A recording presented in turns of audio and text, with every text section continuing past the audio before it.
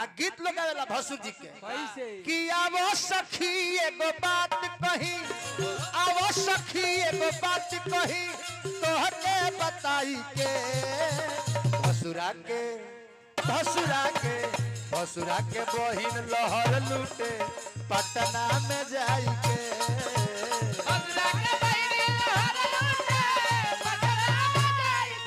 भसुरा के बहिन लहर लूटे पटना में जाई के भसुरा के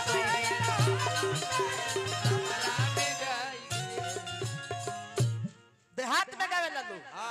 टीका वाली ओइले भसुर डिबिया में मून के आ खोल के देखावो ना तो गाड़ी दे बचून के गाड़ी दे बचून के बहिनिया ले बीन के खोल के देखावो ना तो गाड़ी दे भसुर जी आंगन से बहरी आवतनी आ शंकर भगवान के दुल्हा रूप में आंगन में बुलावल जाता मैया पार्वती सोचली कि अरे ई तो दुल्हा बन के बियाह करे आइल बनी यहाँ के आ दुल्हा के रूप नइखे तो लोग का कही तो कालसा के लोते लोते बोलेली गौरा दे सुनी शिवाय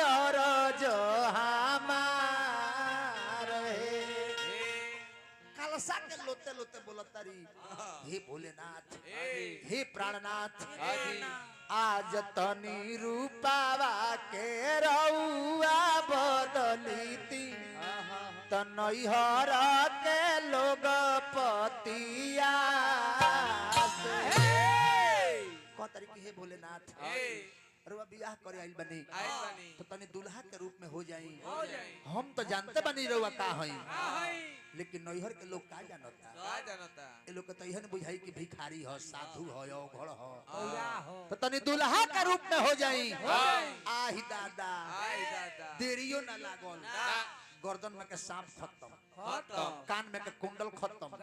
मृगछाला खत्म सब खत्म 18 वर्ष का बालक बन के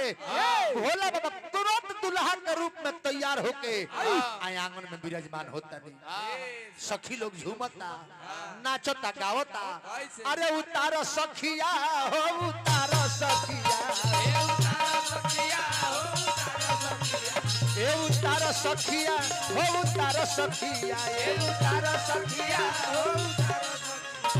यही दुल्हा के आरती उतारो सखिया यही दुल्हा के आरती उतारो सखिया यही दुल्हा के आरती लोग करता तो आरती में आरती के गीत न होला बाकी बड़ा बदल देले बड़ी से लड़किया करो तरी सो आरती आ गाओ तरी सो कौन चीज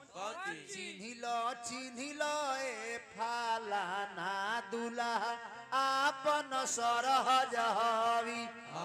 छोट बाड़ी मोट बाड़ी नोट रखले बाड़ी चिन्ही लो ए फालाना दुल्हा आपन साली हवी ए भैया आरती के समय आवेला मनोज भैया तो जा हमारा अपना बियाह के दिन याद पड़ जाला जानत नहीं का संजय भैया ई रोवा ना जानत हो जानी आरती में दुल्हा लो रुपया डालेला तो नियम बाजे दुल्हा 1000 डली है तो लड़की के घर से 1000 मिला के सवेरे लौटावल जाए 2000 दुल्हा यदि 2000 डली है तो लड़की के यहाँ से 2000 मिला के सवेरे 4000 दुल्हा के दे दिहल जाई ई बात जब हम सुननी है मनोज भैया तो हम सोचनी कि वाह ई तो नीमन सिस्टम बा हम सोची मनोज भैया हम बियाह करे जाएब न हम बियाह करे जाए तो आरती करे आइलो उमे 1 लाख के एगो गोडिये डाल दे 500 के सोचनी कि 1 लाख के एगो गोडी डाले आ सवेरे 1 लाख मिला के हमरा के 2 लाख दे दिले बाकी भैया आदमी के सोचल ना होला ना बियाह तो हमार भइबे कइल बाकी थावे मंदिर में हो गई थावे मंदिर में हमार बियाह हो गई ओहू जी आरती कइली से साली कुली रली जा हां जी जान हमरा 11 जोड़ी साली बड़ी जा। हां 3 बोलेरो आई रहली सन